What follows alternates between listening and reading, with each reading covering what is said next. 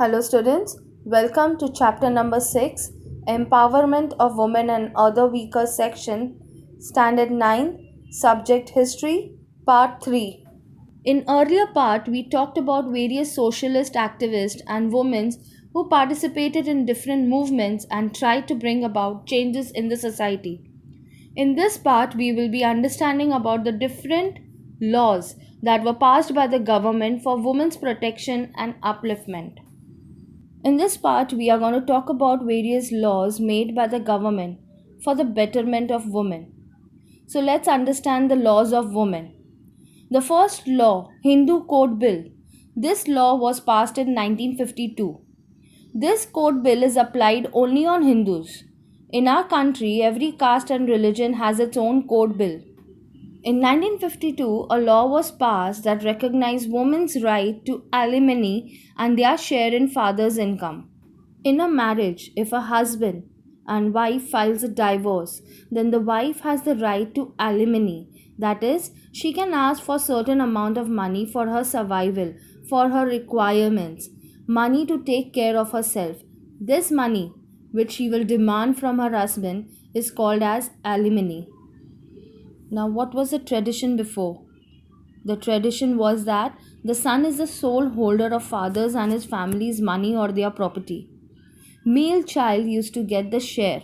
Because of this law, female also started to get some share in father's income and property. Her right for Stridan was recognized. With this, polygamy was also banned. Polygamy means a man can marry two or more women. Now, polygamy became illegal. Women also got the right to sue divorce, apply for divorce. Before, only male could get divorced or file a divorce case, but now even a female has this right. This was one of the most important law that helped women to fight for their rights. So this Hindu Code Bill proved to be very helpful to the females. So let's understand the next law for women, the Dowry Prohibition Act 1961. During the time of marriage, a girl's family gives certain amount of money in cash or in kind or property to the boy's family. This is known as dowry system. So this dowry tradition was banned by the government. Both taking and giving of dowry was considered as cognizable criminal offense. Cognizable offense is an offense in which the police will arrest without an warrant, without any legal government paper to make an arrest.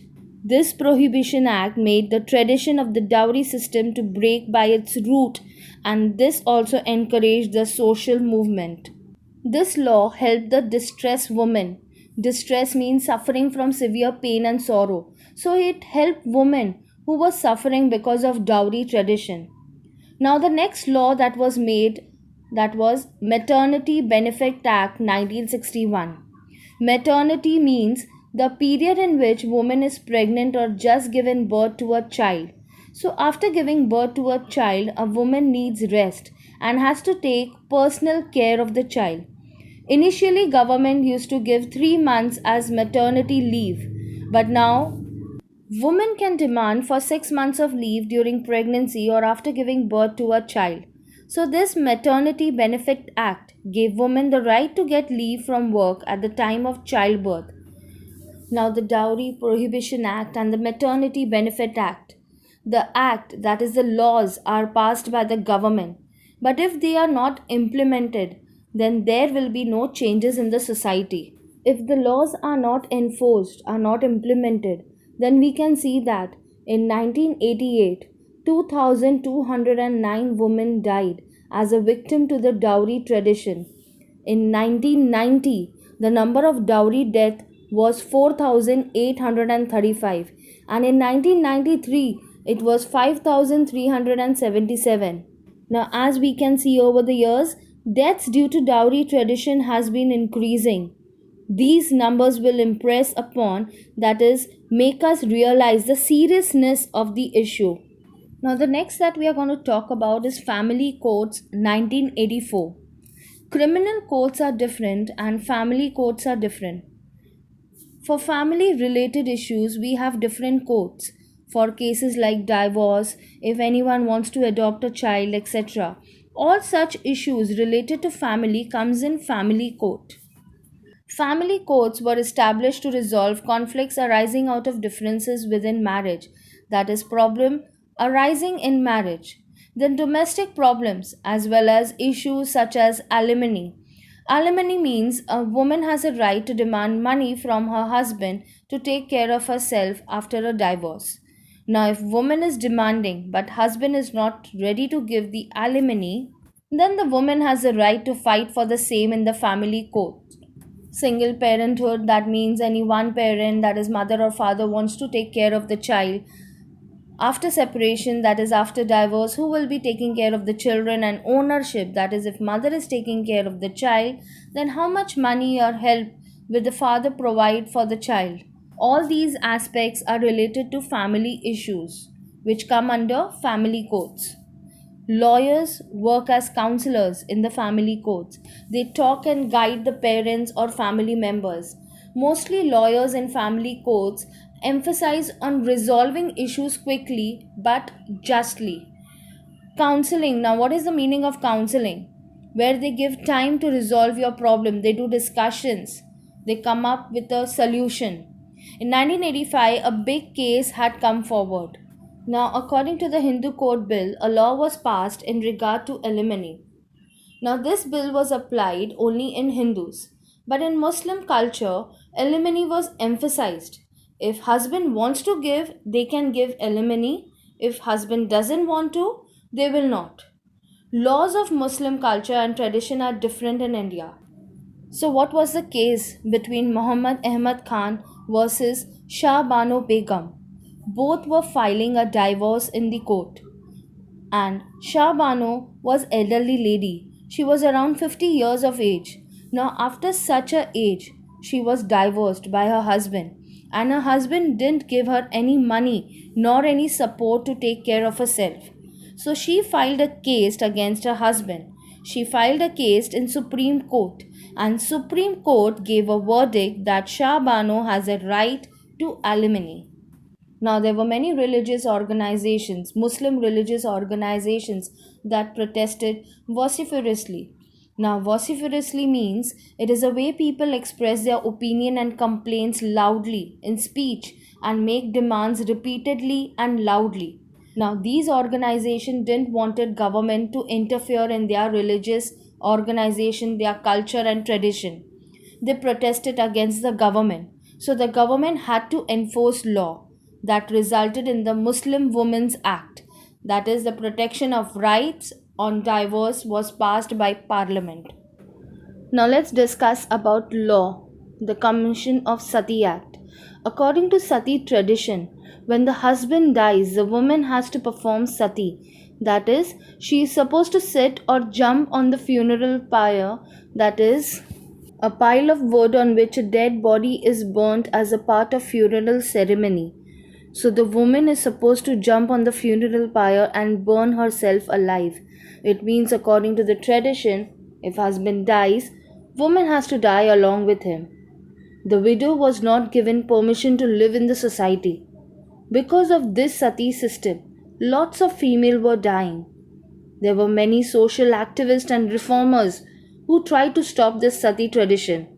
First of all, we had Raja Ram Mohan Roy, who fought against this evil practice of sati. Because of Raja Ram Mohan Roy's effort, Britishers had banned sati, but still there were many cases that were reported in India. So on 4th September 1987, Roop Kanwar, a married woman, committed sati. She did not do this on her own free will. She was coerced, that is, forced into doing so. Now, initially, there were no news of this issue. There were only police cases against this crime. But there were some women who did research on this crime, and ultimately, the truth came out, and the culprits were forcing Roop Kanwar were punished. Committing sati, glorifying the practice of sati, were all illegal acts. The woman activist and journalist Meena Menon, Geeta Sheshu, Sujata Anandan, Anu Joseph, and Kalpana Sharma investigated the case. In 1998, the government passed the Sati Prevention Act with a very stringent provisions. A very strict law was passed. If anyone performs this tradition or forces any woman into sati, they will be severely punished. So, because of this Sati Prevention Act, people are really afraid to perform sati, and it was brought into control. Now, next we will talk about protection of human rights. In 1993, Protection of Human Rights Law was passed. It was enacted to prevent injustice to men and women. The National Human Rights Commission was also formed. This was formed for many purposes like humans have right for clean water, clean environment, or right to education, or if any human is being harassed by someone, they can file a police case against them. And if the person is not getting help from the police, for this, an organization helps them to talk about their issues. And so to protect the human rights, government has started with National Human Rights Commission for full nation. And also on this basis, at state level also, state human rights commissions were also formed. This law deals with collective oppression, the social conditions of divorced women and secure workplaces played an effective role in mitigating injustice to women. Women who are working, they need security. Other issues like divorce, sati, etc. For all these come under this law. These all laws were passed for both male and female for their protection. Now let's talk about reservation for women. Reservation for women in local bodies like panchayat elections or municipality election. In 1992, a law was passed. That law says that 33% of the seats should be reserved for women. So if there are 100 seats, 33 seats will be reserved for women. But in Maharashtra, we have 50% reservation for women. So the 73rd and 74th amendment to the constitution. Now what do you mean by amendment? Amendment means changes made to constitutions. So in 73rd and 74th amendments to the constitution, a provision was provided that 1/3 of the seats, that is 33% of seats for women, is reserved in Gram Panchayat, Panchayat Samiti, Zilla Parishad, municipalities and municipal cooperation, as well as for the post of Sarpanch, Chairman and Mayor. In all these places, 33% seats should be reserved for women. But in Maharashtra and 15 other states, we have 50% reservation seats for women.